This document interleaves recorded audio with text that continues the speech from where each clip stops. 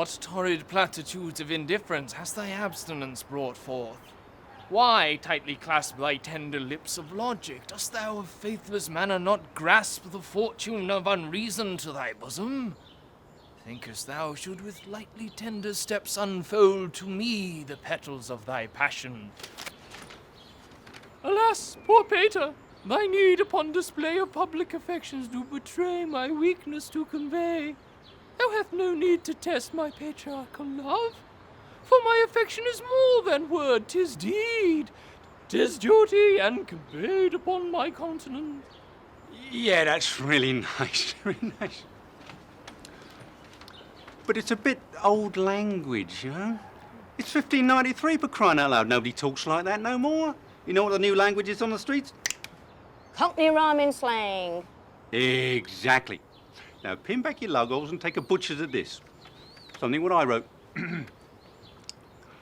A barmaid to get bigger tips used her good looks instead of her wits. With pork pies made of glass and a cucumber pass, she served beer with her threepenny bits. He'll catch on like the plague.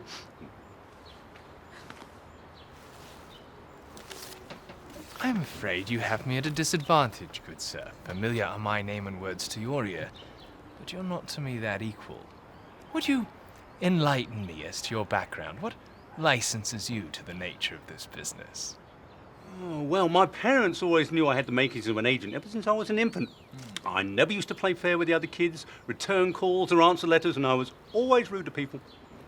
And although I was a natural, it wasn't that easy for me. Oh, no.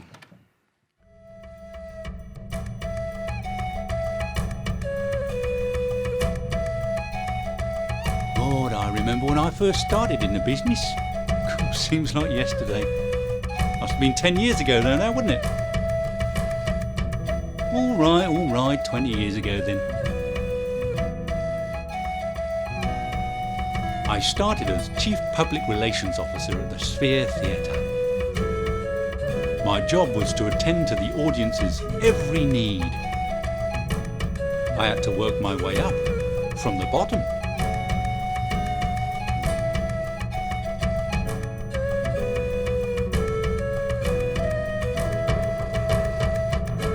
The pay was lousy, but I got to see some massive tips.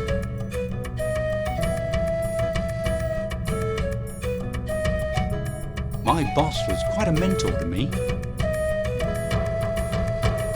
I remember he used to say to me, "Be careful whose turds you tread on today, because they're connected to the arse you're going to have to kiss in the future."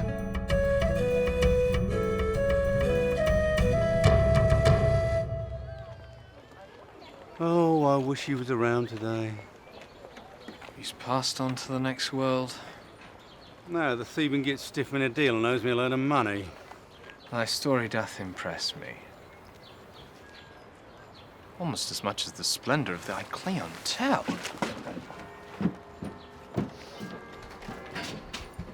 Oh yeah, all been with me quite a while now. Well, Morris Whitewycle, he's on his, there you blink, tour of the East Coast. Chuck Gunner, he's doing a tour of his commercial. Well, you might have heard of it. It went like this. Are you constipated? Does it feel like the bottom's fallen out of your world?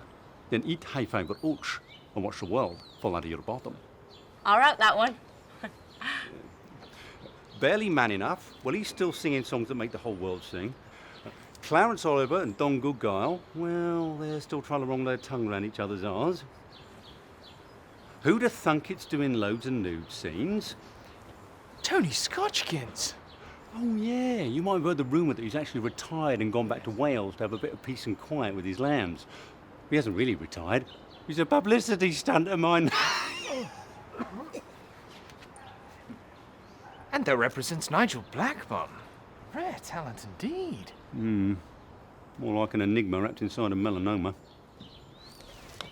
To be included into such company would indeed be of a flattering nature. Oh, why don't you leave me your parchments and I'll take a look at them? Yes. All right. Oh. Ooh, Thomas Walsingham, no less. I must away to Deptford. Sir Fry's Polian skiers await my company, and the Thames doth roar with discontent today. You want to drain the brain before you go? No. Well, it's been nice meeting you. A bond of trust when friends unite has this day been born of our encounter. Be as speedy as a quiver with thy critical thoughts of my parchments. I entrust them to thy charge. Right, will do. Nice meeting you. Don't forget your coat now, will you? Good day, good sir. Madam.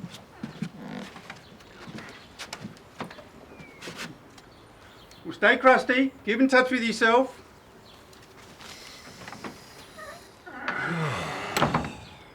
What do you reckon? Judging by the company he keeps, he'll be brown bread by the end of the day. I wouldn't be surprised if these parchments were his last.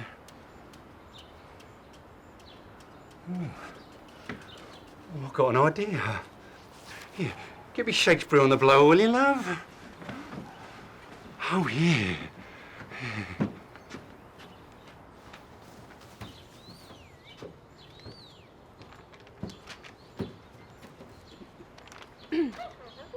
Mr. Orphis for Mr. Shakespeare.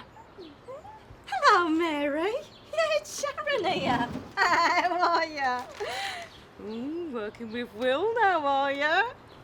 Yeah. No, he doesn't. Do you mind? One moment, please. Thank you. Hello, Will, mate. How you doing? Oh, yeah. I wanted to give you a bit of feedback on that last parchment of yours.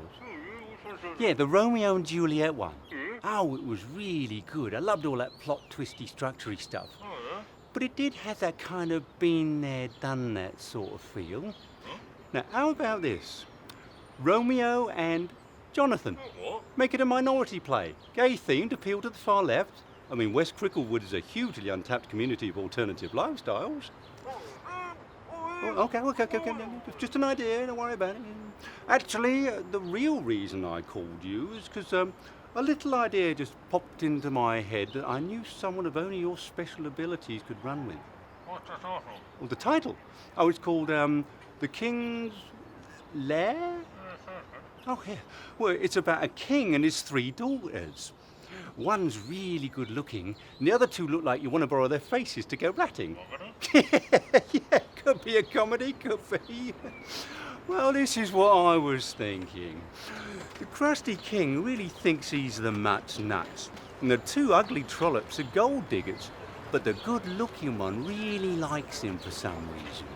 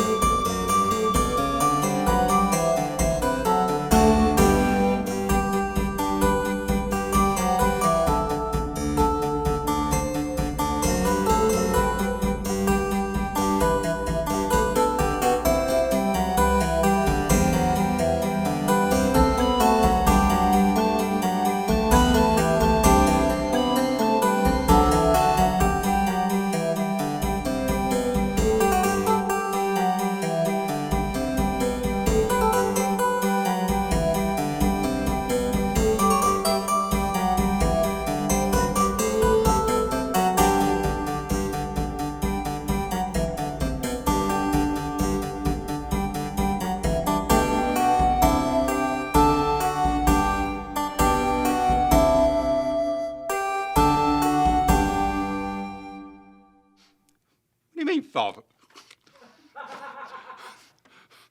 What do you mean far-fetched could happen? It's guaranteed bums in seats, money in a mattress. The next thing you know...